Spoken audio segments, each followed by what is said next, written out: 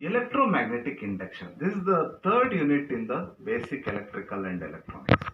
Induction ಅಂತಂದ್ರೆ ಏನು? It is the passing of energy from one conductor to another conductor, actually not coming in contact physically with each other. ಅಂದ್ರೆ ಪರಸ್ಪರ ಸ್ಪರ್ಶ ಆಗದೇನೆ ದೂರದಲ್ಲೇ ಇದ್ಕೊಂಡು ಕೂಡ energy ಒಂದು ಭಾಗದಿಂದ ಇನ್ನೊಂದು ಭಾಗಕ್ಕೆ ವರ್ಗಾವಣೆ ಆಗೋದಕ್ಕೆ ಇಂಡಕ್ಷನ್ ಅಂತ ಕರೀತಾರೆ.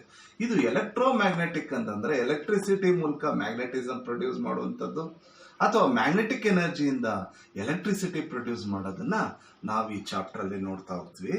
ಇಲ್ಲಿ ಇದರ ತಿಳುವಳಿಕೆನ ನಮಗೆ ಫ್ಯಾರಡೇಸ್ ಲಾಸ್ ಮೂಲಕ ಸಿಗುತ್ತೆ. ಮೊದಲನೇ ಲಾ ಏನ್ ಹೇಳುತ್ತೆ ಅಂತಂದ್ರೆ, when ever magnetic flux linking with a coil changes, an EMF is induced in that coil. ಅಂದ್ರೆ ಯಾವಾಗ ಮ್ಯಾಗ್ನೆಟಿಕ್ ಫ್ಲಕ್ಸ್ ಅಂದ್ರೆ ಏನು? Magnetic lines of force.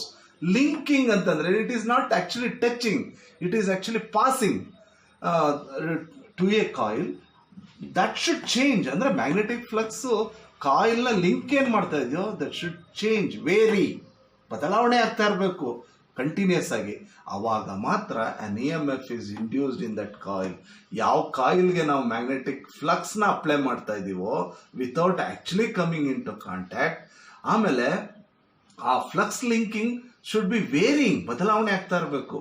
ಆ ಮೂಲಕ ನಾವು EMF ನ ಪ್ರೊಡ್ಯೂಸ್ ಮಾಡ್ಬೋದು, ಎಲೆಕ್ಟ್ರೋಮ್ಯಾಗ್ನೆಟಿಕ್ ಇಂಡಕ್ಷನ್ ಆಗುತ್ತೆ ಅಂತಕ್ಕಂಥದ್ದು ಮೊದಲನೇ ಲಾನಲ್ಲಿ ಹೇಳುತ್ತೆ. ಅಂದ್ರೆ ಈ ಪ್ರೋಸೆಸ್ ಇಂದ EMF ಪ್ರೊಡ್ಯೂಸ್ ಆಗುತ್ತೆ ಅನ್ನೋದು ಮೊದಲನೇ ಲಾ ಹೇಳುತ್ತೆ.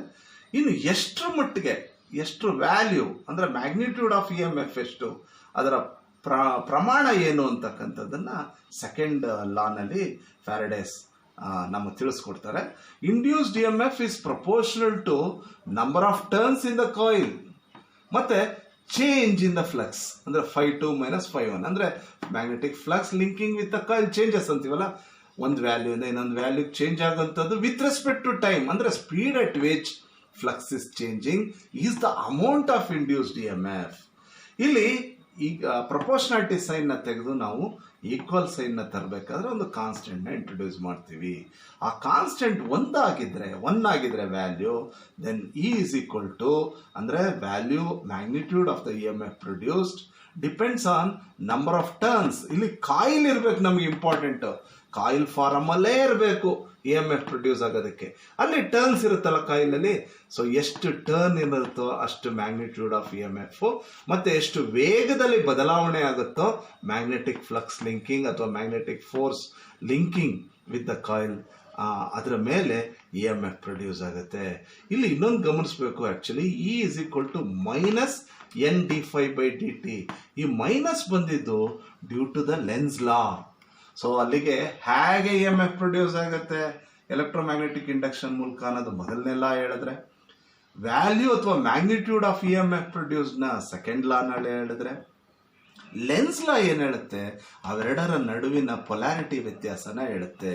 ಅಂದ್ರೆ ನೀವು ಯಾವ EMF ಸೋರ್ಸ್ ಇಂದ ಅಥವಾ ನೀವು ಯಾವುದರ ಬದಲಾವಣೆಯಿಂದ ಇಂಡ್ಯೂಸ್ಡ್ ಮಾಡಿದ್ರೋ ಆ induced current direction will be in opposite to the very cause with which this is produced.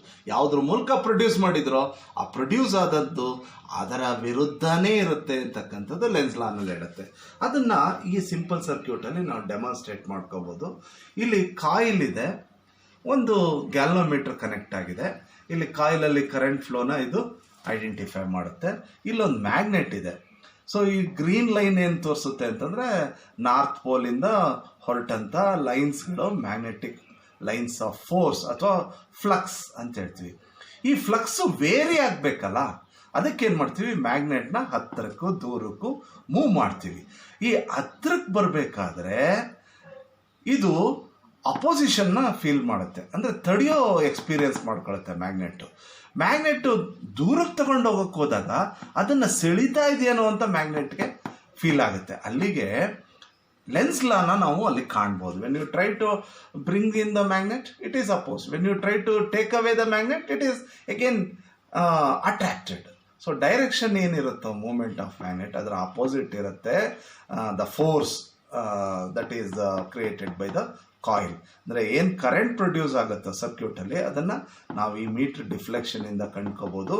So when you speedily ಅಥವಾ at a high speed if you move, more deflection is found out, as well as when you try to bring in the magnet towards the coil, it is opposed. When you try to take out the coil away from the coil, then also magnet is pulled back. ಅದನ್ನ Lenz's law ಮೂಲಕ ನಾವು ಅರ್ಥ ಮಾಡ್ಕೋತೀವಿ. Different parameters of electromagnetic induction ನೋಡ್ತಾ ಹೋದಾಗ magnetic flux ಈಗಾಗಲೇ ನೋಡಿದ್ದೀವಿ. They are the lines of force in a magnetic field. ಒಂದು ಮ್ಯಾಗ್ನೆಟಿಕ್ ಫೀಲ್ಡ್ ಅಲ್ಲಿ ಏನು ಮ್ಯಾಗ್ನೆಟಿಕ್ ಫೋರ್ಸ್ ಇದೆಯೋ that is nothing but the magnetic flux. It is represented by the symbol phi and the unit is Weber's.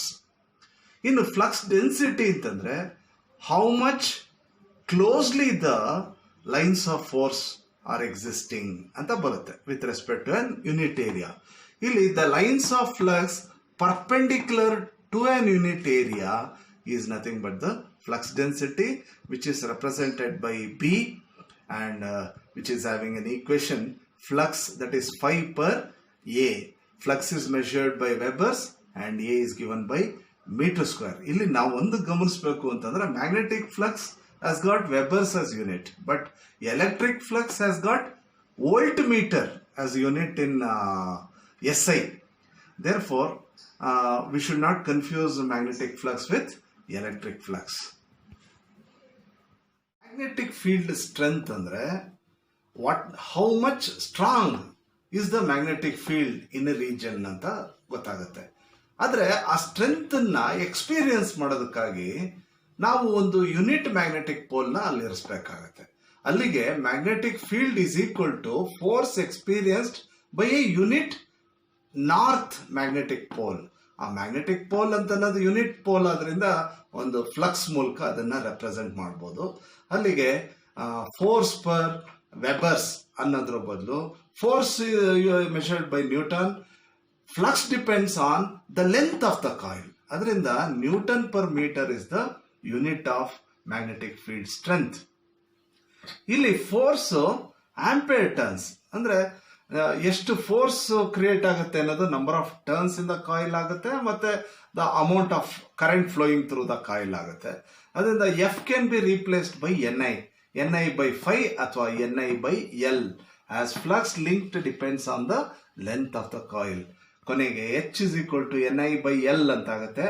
N ಅಂದ್ರೆ number of turns, I measured in amperes and length in meters, ampere turn per meter. ಇನ್ನು N I ಅಂತಂದ್ರೆ it is actually the M M F ಅಂದ್ರೆ magneto motive force ಅಂತಂದ್ರೆ this is the force which creates magnetic force, magnetic lines of force. ಅದರಿಂದ H is equal to N I by L ಅಂತ magnetic field strength ನ equation ಆಗುತ್ತೆ. ಇನ್ನು reluctance ಅಂತಂದ್ರೆ ಏನು ಅಂತ ನೋಡೋಣ, which is represented by the letter S. ನಾವು ಹೇಗೆ ರೆಸಿಸ್ಟೆನ್ಸ್ ನೋಡ್ತೀವೋ ಬೇಸಿಕ್ಸ್ ಆಫ್ ಎಲೆಕ್ಟ್ರಿಸಿಟಿನಲ್ಲಿ, it is the opposition to the flow of electric current ಅಂತ ನೋಡ್ತೀವಿ. ಹಾಗೇನೆ ಇಲ್ಲೂ ಕೂಡ reluctance is the opposition to the lines of magnetic flux passing through any material. ಆ reluctance it directly dependent on the length of the conductor of the coil and also indirectly or inversely proportional to the area of cross section of the material. ಅಲ್ಲಿಗೆ ಈ proportionality symbol ನ ತೆಗೆಯೋಕ್ಕೋಸ್ಕರ ನಾವೇನ್ ಮಾಡ್ತೀವಿ, equal symbol ತರೋದಕ್ಕೆ ಒಂದು constant ನ introduce ಮಾಡ್ತೀವಿ. Constant ಯಾವ್ದಪ್ಪ ಅಂತಂದ್ರೆ 1 ಡಿವೈಡೆಡ್ ಬೈ ಮ್ಯೂ. ಮ್ಯೂ ಅಂತಂದ್ರೆ ಏನು? It is the absolute permeability. Permeability ಅಂತಂದ್ರೆ ಏನು ಅಂತಂದ್ರೆ it is the is at which magnetic flux pass through. ಎಷ್ಟು ಸುಲಭವಾಗಿ ಮ್ಯಾಗ್ನೆಟಿಕ್ ಫ್ಲಕ್ಸ್ ಒಂದು ಮೆಟೀರಿಯಲ್ ಮೂಲಕ ಪಾಸ್ ಆಗುತ್ತೆ ಅನ್ನೋದು ಮ್ಯೂ ಮೇಲೆ ಡಿಪೆಂಡ್ ಆಗುತ್ತೆ. ಇದನ್ನ ಅಬ್ಸಲ್ಯೂಟ್ ಪರ್ಮಿಯಬಿಲಿಟಿ ಅಂತ ಹೇಳ್ತೀವಿ. Absolute permeability is nothing but permeability of air and the relative permeability ಅಂದ್ರೆ comparison of that material's permeability with respect to air, ಆ ಇಂಟರ್ ರಿಲೇಶನ್ಶಿಪ್. ಸೊ ಇಲ್ಲಿ mu naught is a constant value, that is permeability of air is given by 4.2 10 to the power of -7 Henry per meter ಆಗುತ್ತೆ. So reluctance finally S is equal to L divided by mu naught into mu r. Mu naught ಅಂದ್ರೆ air permeability, mu r ಅಂದ್ರೆ relative permeability, A is the area of cross section and the length of the coil. ಅಂದರೆ ampere turn per webers is the unit of reluctance. ಅಲ್ಲಿಗೆ absolute permeability ಅಂತಂದ್ರೆ it is given by B/H ಅಂತಂದ್ರೆ flux density per field strength of that material. Self inductance ಅಂದ್ರೆ inductance ಅನ್ನೋದು create ಆಗಬೇಕಾದ್ರೆ ಆ conductor coil ರೂಪದಲ್ಲಿ ಇರಬೇಕು. ಕಾಯಿಲ್ ರೂಪದಲ್ಲಿದ್ದಂತಹ ಕಂಡಕ್ಟರ್ ಮೂಲಕ ಕರೆಂಟ್ ಪಾಸ್ ಆದಾಗ ಆ ಕರೆಂಟ್ ಅಲ್ಲಿ ವೇರಿಯೇಷನ್ ಉಂಟಾದಾಗ ಕಾಯಿಲ್ ತನ್ನೊಳಗೆ EMF ನ ಪ್ರೊಡ್ಯೂಸ್ ಮಾಡ್ಕೊಳ್ಳುತ್ತೆ. This is actually self induction ಅಂತ ಕರೀತಾರೆ. Due to self induced EMF the coil opposes the variation in the current flowing through it. ಅದನ್ನ ಸೆಲ್ಫ್ ಇಂಡಕ್ಟೆನ್ಸ್ ಅಂತ ಕರೀತಾರೆ. ಸೆಲ್ಫ್ ಇಂಡಕ್ಟೆನ್ಸ್ ನ ಎಲ್ ಅಂತ ಸಿಂಬಲ್ ಮಾಡಿದ್ರೆ it actually depends on the number of turns in the coil, flux linking with the coil and inversely proportional to the current flowing through the coil ಆಗುತ್ತೆ. ಇಲ್ಲಿ ನಮಗೆ ಗೊತ್ತು flux is given by MMF magnetomotive force divided by the reluctance. Magnetomotive force ಅಂದ್ರೆ ಏನು? Number of turns into the current flowing through it divided by S is the flux. So flux ಜಾಗದಲ್ಲಿ ನಾವು NIS ಅಂತ substitute ಮಾಡ್ತೀವಿ. In which case I and I gets cancelled. N into N becomes N square divided by reluctance. So yes, we also know the reluctance is given by number of turns in the coil or length of the coil divided by the area of the cross section and the absolute permeability ಅನ್ನೋದು ನಮಗೆ ಗೊತ್ತಿದೆ. So substituting ದಮ್ ಏನಾಗುತ್ತೆ? mu A which is in the denominator goes to the numerator. So N square mu A divided by L ಆಗುತ್ತೆ ಅಲ್ಲಿಗೆ final equation. mu ಅಂತಂದ್ರೇನು? absolute permeability of any medium is given by air medium permeability and to the multiplied by relative permeability of that material with respect to air. So mu is substituted by mu naught into mu r. Area of cross section, number of turns in the coil square divided by length is the equation for the inductance and its unit is Henry. ಇಲ್ಲಿ ಇದನ್ನ demonstrate ಮಾಡಲಾಗಿದೆ. Coil ಇದೆ, ಕಾಯಿಲ್ಗೆ current ನ pass ಮಾಡ್ತಾ ಇದ್ವಿ through a battery and we are varying that current which is being pass through the coil. Due to variation in the current then magnetic flux is induced in the coil. That magnetic flux will induce EMF in the coil. That EMF will produce current in the coil. So that current which is flowing in the coil will be in opposite direction to the current which is passed to produce the EMF in the coil. Adrinda inductance is actually opposition to any variation in the current that is being made to flow through the coil. ಅದಕ್ಕೆ equation ಇದಾಗಿರುತ್ತೆ. and unit of inductance or self inductance is Henry. Mutual inductance ಅಂತಂದ್ರೆ it is related to two coils mutually to each other. First coil ಅಲ್ಲಿ ನಾವೇನ್ ಮಾಡ್ತೀವಿ? Coil A ನಲ್ಲಿ we are going to apply the current which is varied. Thereby magnetic flux is created and that is self-induction. That magnetic flux which is varying in nature will be linked to the second coil. Thereby the magnetic flux which is varying is linked to the second coil and their mutual EMF is produced in the second coil. Due to the mutually induced EMF in the second coil, this coil will have the current which will have the direction to oppose any change in the current that is happening in the first coil. Andre mutual inductance andre it is the property of one coil to oppose the change in the another coil anta agutte. Adu due to the mutually induced EMF in the second coil. So mutually induced EMF in the second coil is equal to number of turns in that coil and also the rate of change of flux linked with this coil. ಈಗ φ2 ಅಂತ ತಗೊಳ್ಳೋಣ. φ2ಗೆ multiply and divided by I1 ಮಾಡ್ಕೊಳ್ಳೋಣ. ಆಗ derivative of phi two ತಗೊಂಡ್ರೆ D phi two by D T ಅಂತ ತಗೊಂಡ್ರೆ phi two by I one ನ ಸಪರೇಟ್ ಮಾಡಿಕೊಂಡು ಕಾನ್ಸ್ಟೆಂಟ್ ಆಗಿ ಇಟ್ಕೋಬಹುದು. Then only derivative of I one with respect to time ಅಂತ ಆಗುತ್ತೆ.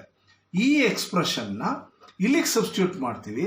ಅಲ್ಲಿಗೆ D phi two by D T ಏನಿದೆಯೋ ಅದನ್ನ ಇಲ್ಲಿ ಸಬ್ಸ್ಟಿಟ್ಯೂಟ್ ಮಾಡಿದ್ರೆ phi two by I one is combined with N two and D I one by D T ಇಲ್ಲಿಗೆ ಬರುತ್ತೆ. E2 is equal to ಈ ಒಂದು ಟರ್ಮ್ ಏನಿದೆಯೋ ಅದನ್ನ ಎಂ ಅಂತ ರಿಪ್ಲೇಸ್ ಮಾಡಬಹುದು. That M is actually the mutual inductance which is measured in henry.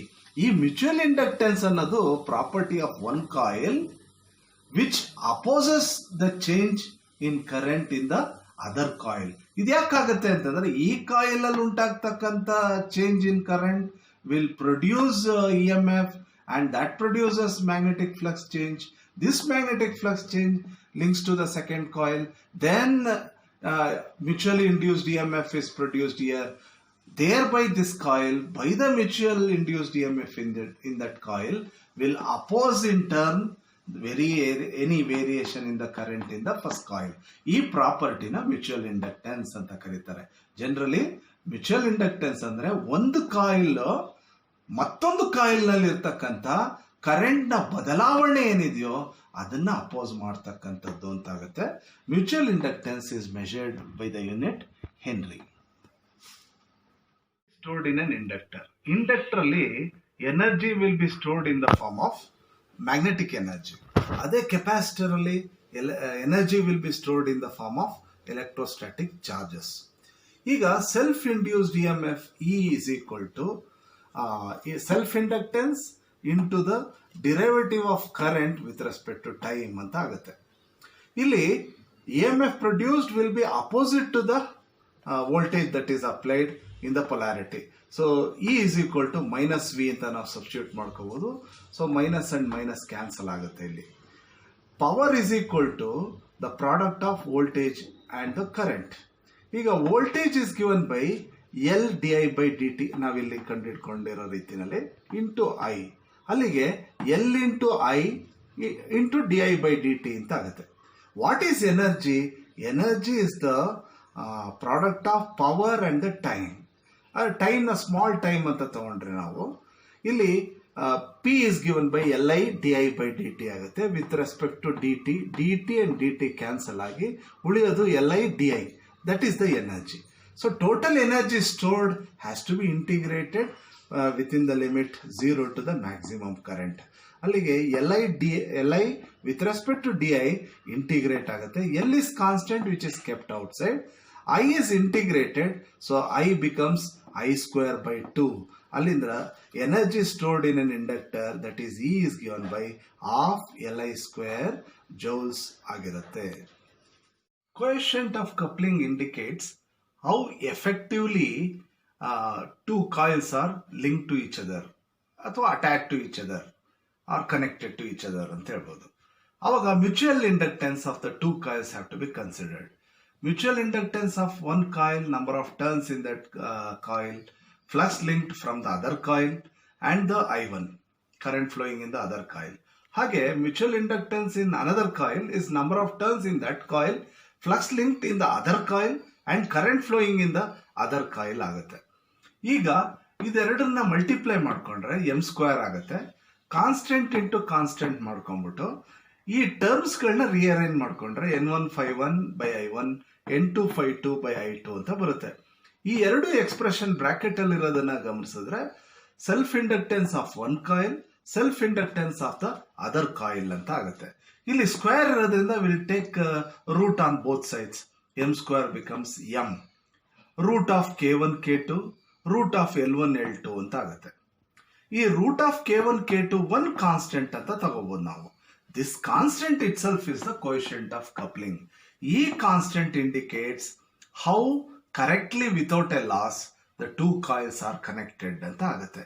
So K ನ ಒಂದ್ ಕಡೆ ಗುಳಿಸ್ಕೊಂಡು ಎಂ ಕಡೆಗೆ L1 L2 ರೂಟ್ ಅಲ್ಲಿ ಕಳಿಸಿದ್ರೆ that becomes denominator. So K is equal to M divided by L1 L2. ಇವೆರಡು value equal ಆದ್ರೆ ಅಂದ್ರೆ mutual inductance and this is the maximum possible value of inductance. ಎರಡು ಈಕ್ವಲ್ ಆದ್ರೆ K will be 1. K1 will be the most efficient and the maximum coefficient of coupling ಆಗುತ್ತೆ.